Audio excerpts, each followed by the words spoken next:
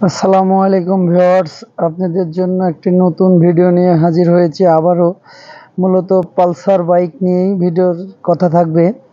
সেটা হলো ইঞ্জিনের মোবিল লিক করলে কি করলে সমাধান হবে, এটা আপনাদেরকে দেখাবো বিস্তারিত।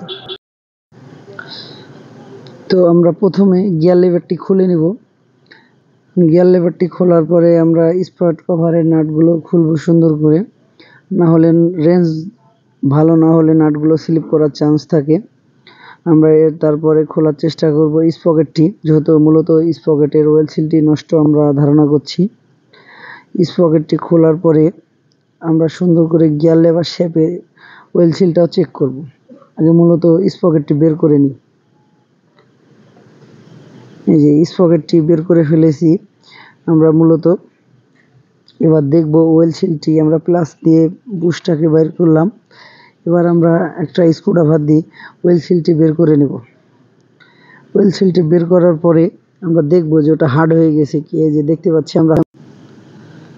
আমরা এবার গিয়ার লেভার শেপের ওয়েল সিলটি বের করব। মূলত এটাও দেখব যে এটা ওয়েল সিল হার্ড হয়ে গেছে কি।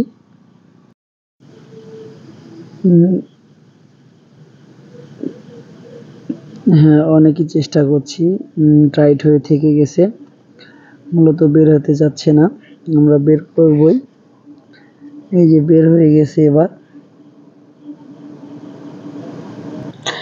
ওখানে ময়লা ছিল, আমরা সুন্দর করে আগে ব্রাশ দিয়ে পরিষ্কার করে নেব।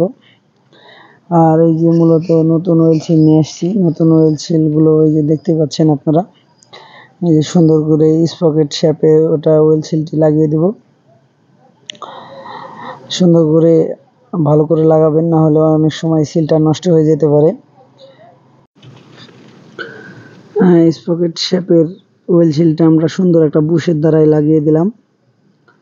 এবার আমরা মূলত স্পকেট শেপের হলো বুশটি দিব। এই যে বুশটি দেখতে পাচ্ছেন, বুশটি এত সুন্দর করে ঢুকিয়ে দেব, দিয়ে তারপরে ঘুরিয়ে দেখে নেব যে ঠিকঠাক কাজ করছে কি। হ্যাঁ, এটা ঠিক কাজ করছে, আমরা দেখলাম। এবার আমরা স্পকেট শেপের নাটটি লাগিয়ে দেব গিয়ার লেভ শেপের। আমরা গিয়ার লেভ শেপের ওয়েল সিলটি সুন্দর করে লাগানোর চেষ্টা করলাম, দিয়ে এই যে বুশের দ্বারাতে আমরা সুন্দর করে ভিড়িয়ে দিলাম। এবার মূলত আমরা স্পকেটটি লাগিয়ে দেব ওখানে। যে চেনটা ভিতর থেকে বের করে নিলাম, স্পকেটটি সুন্দর করে লাগিয়ে দেবো সিধি পাকে।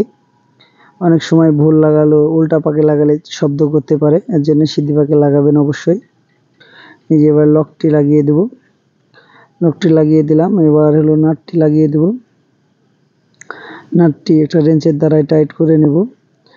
আর মূলত সবসময় ভালো রেঞ্জ দিয়ে কাজ করার চেষ্টা করতে হবে, নাহলে অনেক সময় নাটগুলো স্লিপ করার চান্স থাকে, পরবর্তীতে খুলতে অনেক কষ্ট হতে পারে।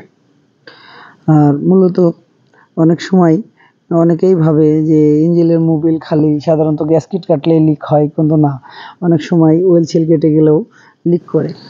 আমরা এই যে স্পকেট কভারের ওয়েল সিলটিও চেঞ্জ করে দেব। তাহলে মোট আমরা 3টা ওয়েল সিল চেঞ্জ করলাম। আশা করছি যে আর মোবিল পড়ার কোনো চান্সই থাকলো না। আর অনেক সময় মোবিল পড়লে অনেক বিরক্ত লাগে। অনেকেই হয়তো ভাবে যে হালকা চেনের মোবিল দিলে পড়ে, কিন্তু না, মূলত জল বেশি পড়ে তাহলে ভাবতে হবে যে ওখানকার হলো ওয়েল সিল কেটে গেছে। ওয়েল সিল লাগাই দিলে সব সমাধান হয়ে যাবে। এই যে এবার আমরা ম্যাগনেট কভারটি সুন্দর করে স্ক্রুগুলো লাগিয়ে দেব। লাগিয়ে দিলাম নাটগুলো সুন্দর করে।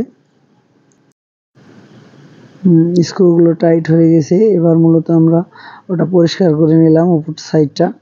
আর এবার আমরা গিয়ার লেভারটি অবশ্যই লাগাবো।